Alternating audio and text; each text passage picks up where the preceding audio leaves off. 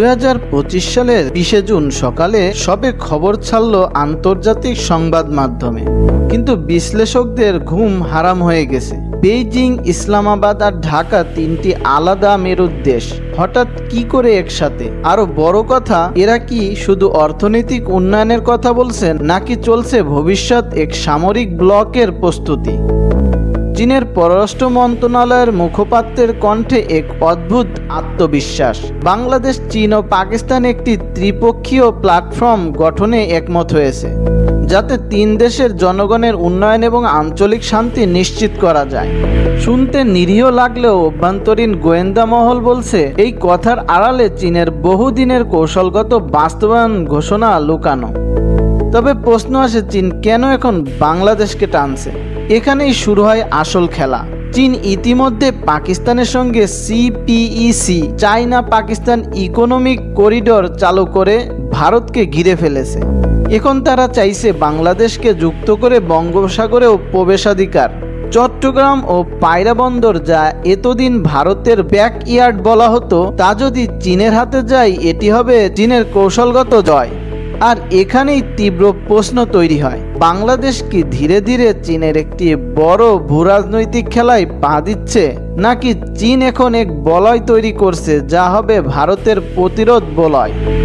এই খবর ছড়িয়ে পড়তে বিশ্বজুড়ে বিশ্লেষকরা মুখ গোমরা করে বসেছেন। এই প্রথমবারের মতন পাকিস্তান ও বাংলাদেশের মতন দুইটি ভিন্ন ধারার রাষ্ট্রকে এক ছাতার নিচে আনতে সক্ষম হলো চীন। এই ত্রিপক্ষীয় জোটকে অনেকেই দেখছে দক্ষিণ এশিয়ার ভারতে বলয় ভাঙার এক নতুন কৌশল হিসেবে। পাকিস্তান তো চীনের ঘনিষ্ঠ বন্ধু অনেক আগেই হয়েছে, কিন্তু বাংলাদেশ? রহস্যটা ঠিক এখানেই। বাংলাদেশ বরাবরই ভারসাম্য রক্ষা করে চলেছে, চীন থেকে অর্থনৈতিক সুবিধা নিচ্ছে, আবার ভারতের সঙ্গেও কৌশলগত সম্পর্ক রাখছে। কিন্তু বেইজিংকে এখন বাংলাদেশের মাধ্যমে BRI, belt and road initiative, দ্বিতীয় ঢেউ শুরু করতে যাচ্ছে। আরেকটি বিষয় হলো, বঙ্গোপসাগর কৌশলগতভাবে এখন সবচেয়ে গুরুত্বপূর্ণ সমুদ্র অঞ্চল হয়ে উঠেছে। আমেরিকা, চীন, ভারত সবাই এখানে উপস্থিত।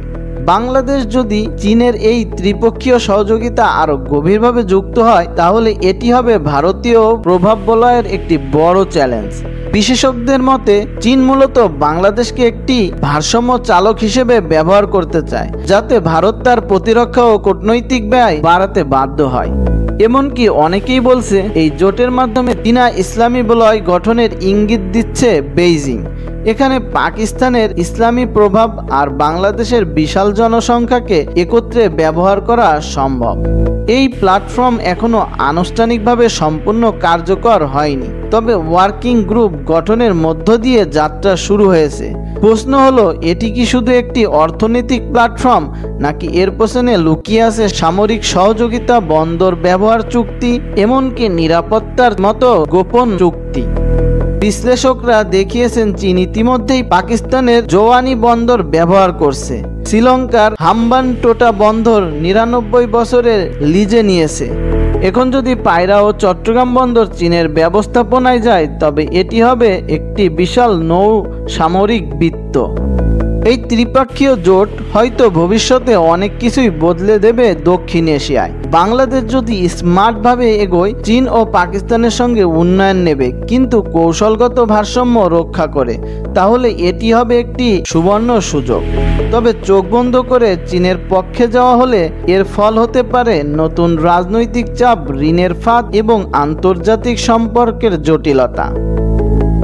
নিউজ ডেস্ক, বিশ্ব টিভি।